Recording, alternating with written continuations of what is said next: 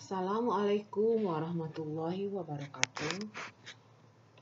Pada pertemuan kita kelima ini, pada mata kuliah pengendalian kualitas logistik, kita akan membahas mengenai materi tentang peta kendali untuk data atribut.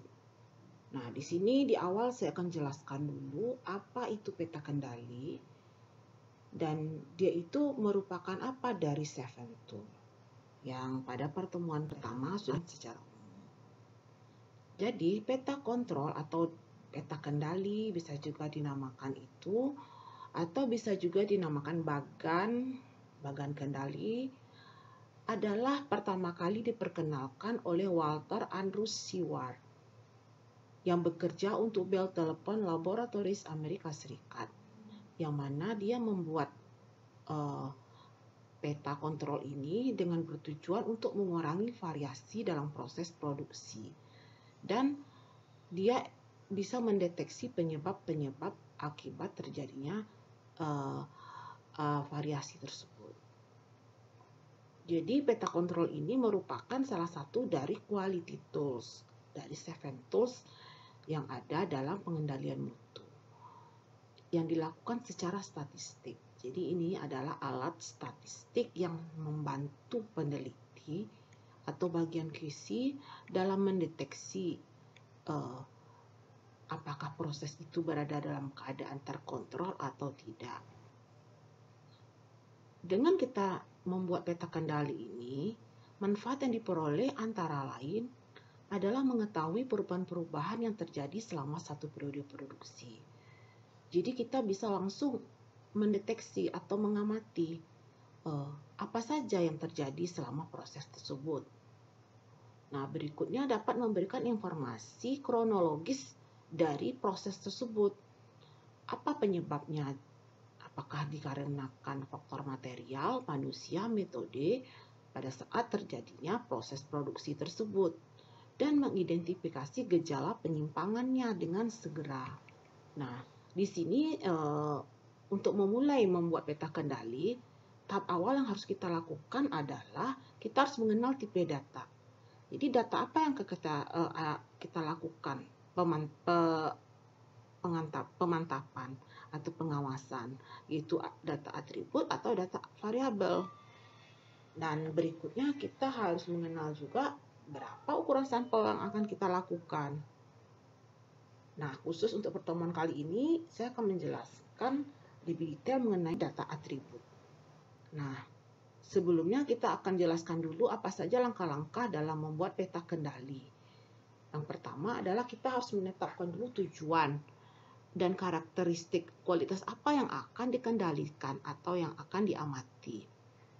Jadi kita ketahui tadi tujuan kita ingin mengamati apa.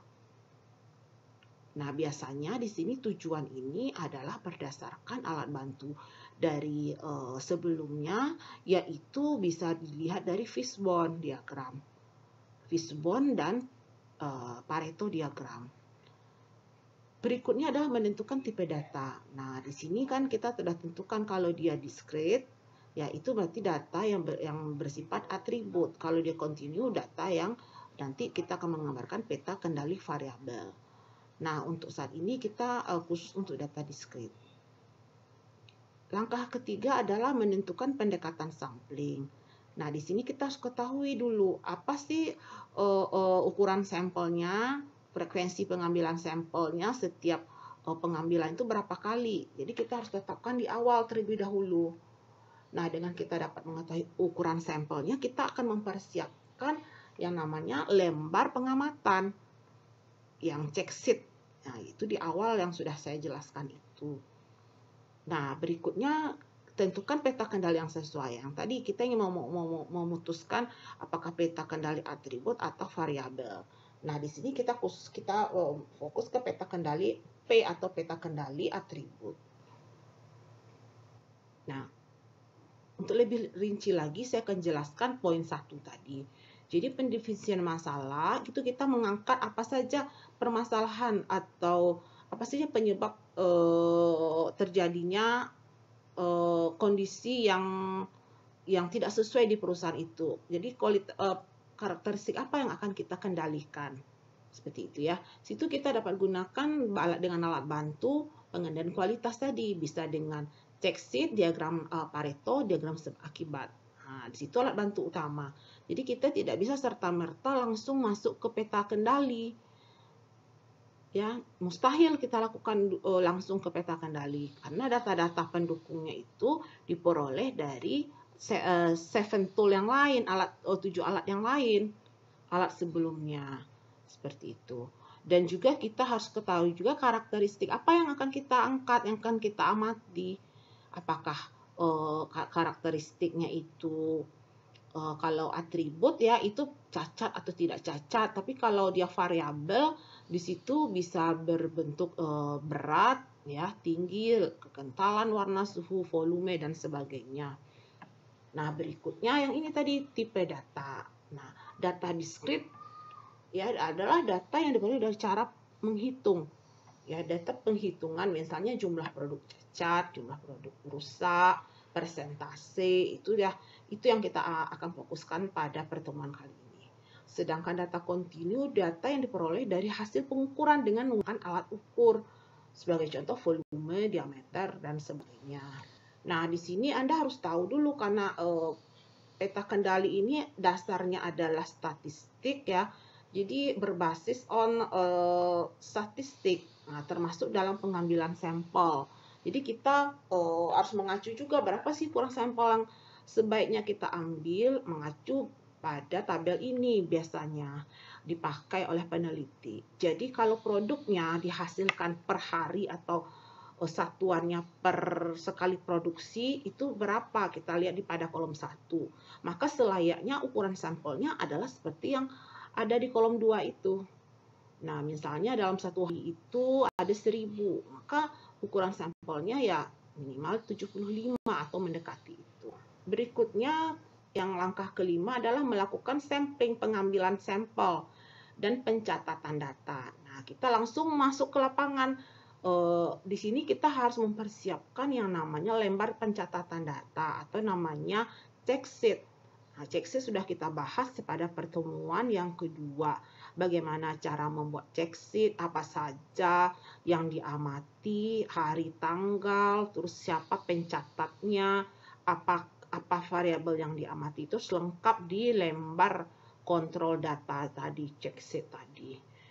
Sudah itu data sudah kita amati, sudah kita peroleh, dan berikutnya barulah kita mencari perhitungan.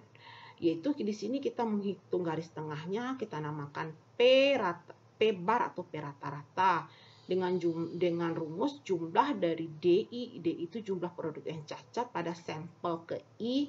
Jadi sampel kita ada berapa, kita jumlahkan dan kita bagi dengan banyaknya sampel dikali dengan banyaknya pengamatan setiap sampel. Nah, yang berikutnya kita baru mencari batas atas dan batas bawah. Jadi kalau peta kendali itu ada 3 line di situ, yaitu batas kendali atas, rata-rata, dan batas kendali bawah. Dengan rumus P rata-rata plus minus 3 akar P rata-rata dikali 1 kurang P rata-rata per N. Jadi intinya kita dengan sudah mencari P rata-rata, kita akan bisa mencari batas kendali atas dan batas kendali bawah. Tidak bisa kita langsung mencari batas kendali atas bawah tersebut tanpa mencari garis tengahnya. Nah, sesudah itu kita gambarkan 3 garis tadi, dan sesudah itu baru kita masukkan titik-titik amatan dari hasil pengamatan kita itu ke dalam peta kendali tersebut. Nah, di situ kita akan bisa melihat kondisi kita terkendali atau tidak. Nah, jika tidak terkendali, maka kita lakukan koreksi, pengoreksian terus-menerus sampai akhirnya dia terkendali. Nah, tahap-tahap itulah yang kita lakukan dalam pembuatan peta kendali. Nah, secara garis besar kita harus memahami sesudah kita gambar, kira-kira peta kendali yang Anda buat itu sudah terkendali atau belum. Nah, caranya Anda bisa amati dengan melihat beberapa kriteria di bawah ini. Jika satu saja kriteria yang tidak memenuhi, ya, atau satu saja kriteria yang memenuhi pada kalau ini ada kurang lebih 8 ya, 8 kriteria ini, maka kita langsung katakan dia kondisinya tidak terkendali. Apa saja itu? Yaitu pertama, jika ditemukan minimal satu titik di luar batas kendali. Jadi yang sudah kita gambarkan tadi, terdapat minimal satu titik saja, maka kita katakan dia tidak terkendali. Selanjutnya, jika ditemukan satu atau beberapa titik di luar batas kendali 3 sigma. Jadi tidak hanya satu, beberapa titik juga tetap tidak terkendali. Nah, 3 sigma ini maksudnya tadi rumus kita ya, mungkin lupa saya jelaskan bahwa rumus kita tadi adalah peta kendali 3 sigma namanya. Ada kata-kata 3. 3 itu 3 dari standar deviasi 3 sigma. Nah, berikutnya jika ada terdapat pola sedikitnya 7 atau 8 titik yang membentuk pola naik atau turun. Nah, kalau ada pola, itu dicurigai dia tidak terkendali. Jadi memang sebaiknya yang kita harapkan memang random polanya. Nah, ini bisa dibaca sendiri, yaitu ada 2-3 titik, 4 titik, ada pola tidak biasa, tidak ada berpola ya.